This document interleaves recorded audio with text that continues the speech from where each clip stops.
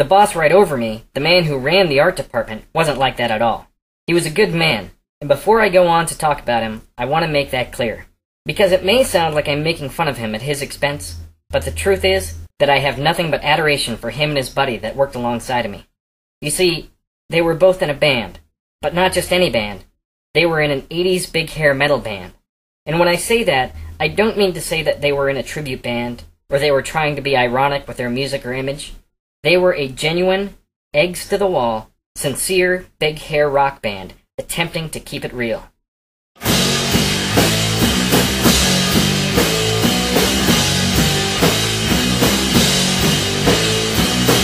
Yeah, my boss would say to me, I've got 5-inch heels that I wear on stage that I can rock out to.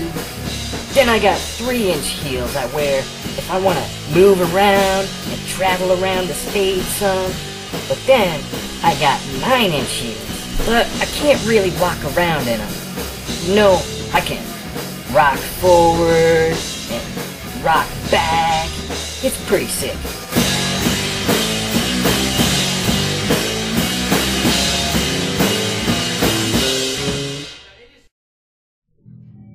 The band was called Ronnie Rocket Jets, which was my boss's stage name. I worked alongside their drummer, Woody Gaze, also a stage name, who was 6'4" and extremely gaunt. Woody had just made it out from under a heavy amphetamine addiction, which added to his severe features. Ronnie and Woody would get so mad at the band reviews they got in Chicago. They would all be pretty positive, but at the end of the review, it would inevitably have some cutting comment like, Ronnie Rocket Jets is a well-appreciated anachronism. My trailer-dwelling, mullet-sporting, Mickey-drinking uncle would love them. Ronnie felt that they were being seen as a joke, when what they were attempting to do was quite serious. According to Ronnie, they had been hailed as gods back in Sin City. Of all the stories I heard of their exploits, this one I can't seem to shake.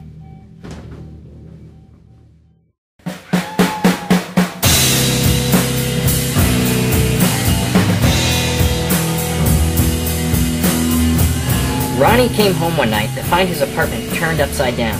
His roommate had rigged women's stockings to hang all over the apartment. Underneath the stockings was every bowl, bucket, cup, or container available. A strange liquid dripped into the containers.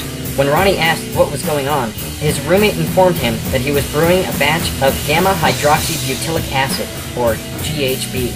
GHB is an illicit substance that, when taken in the right amounts, gives a sense of euphoria, a loss of inhibitions, and stimulates growth hormones.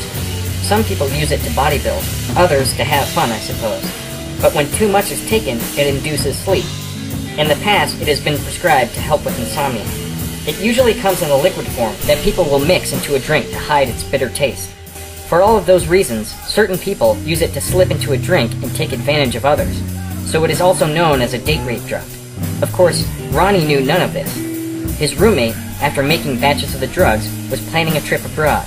This stuff, he said to Ronnie, pointing at a few buckets of GHB, use it, sell it, do whatever you want with it. Then he took Ronnie over to the closet and pointed to another bucket.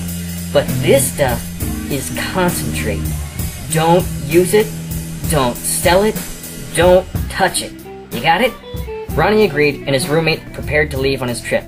His roommate also gave Ronnie the keys to his van and told him that he was free to use it while he was gone over the next few months.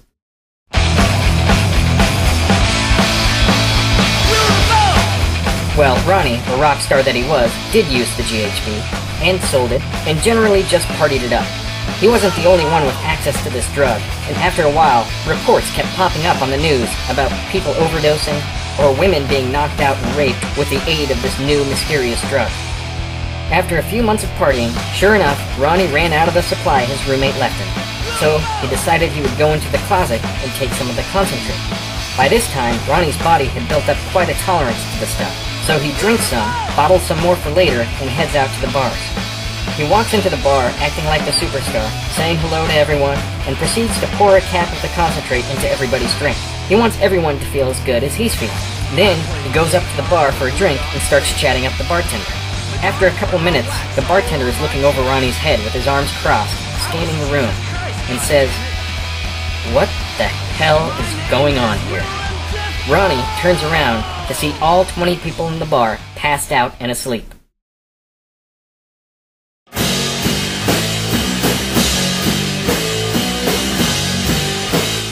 Ronnie, not knowing what to do, runs out of the bar, jumps in his roommate's van, and paranoid, races back to the apartment to destroy all the evidence of the drug. On his way, he takes a corner too sharply and flips the van multiple times. He crawls out of the van and runs away from the scene, bloody and bruised. He makes his way home and destroys all the evidence. A few days later, his roommate comes home to find the product, and Ronnie has to explain not only why he flushed it, but why his van is gone and totaled. But I'm sure you wanted to hear more about bar mitzvahing. The parties were enormous, some elegant, some whimsical, but always big. The decorations we made were created out of foam core and spray paint, and usually a fair amount of glitter.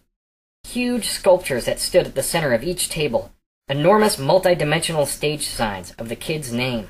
They were incredible, elaborate pieces of art. You would work all week on a party or three, and then come in on Monday and see all of your work sitting in a dumpster, and a whole list of work waiting for you for the next weekend's parties. Sounds like enough to make a man quit. True, and I did, but that wasn't the reason why. What happened? I got another job. Children's teaching theater, is it? The very same. It was a traveling gig. Here's how it would work. You would train for 2 weeks in Minneapolis, teaming up with someone you'd never met. Then you'd hop in a rental and tour the country teaching electrical safety to kids, kindergarten through 6th grade. You know, don't stick your finger in the electrical socket, that sort of thing. Would you like to extrapolate on your experiences there? Not by a long shot. Really? Look, no offense, but you'd have to be a pretty close friend or be buying me quite a few cocktails for me to divulge what went on in the trenches of children's theater. I was witness to, and I'll admit, participated in some of the most depraved, low-down, scandalous behaviors, and mostly while wearing my children's teaching theater work shirt. But I will say this, for humiliation's sake. Part of the job was to get into a big foam mascot costume of a bee and hop around in front of the kids. Now, I only did this on the first of my 4 tours of duty, but it was enough to make any man reconsider his life choices up to that moment, sitting in a hot, sweaty, fungus-ravaged, stinky butt-fart bee costume. On the positive side, I got to see parts of the country that I wouldn't have otherwise, like the Rio Grande Valley, the southern tip of Texas.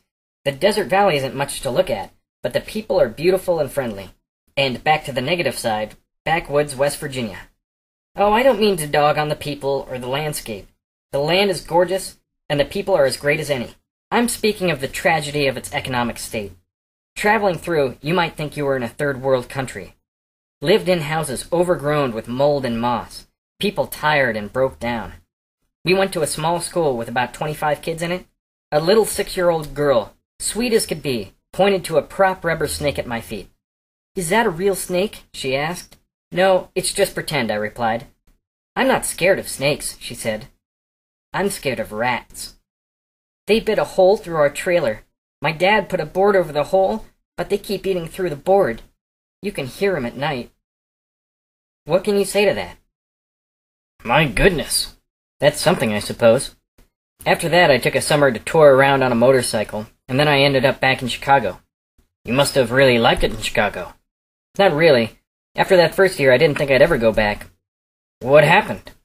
I ran out of gas. The second time around, Chicago was great. I worked downtown for the renowned, Tony Award-winning, super classy theater. Oh my, what did you do there? Bartended. We were listed on the program even, at the very bottom, right below custodial staff. A friend also got me a job down on the riverboats, giving architectural tours of downtown. There were different boat companies on the river, and each had a distinct personality.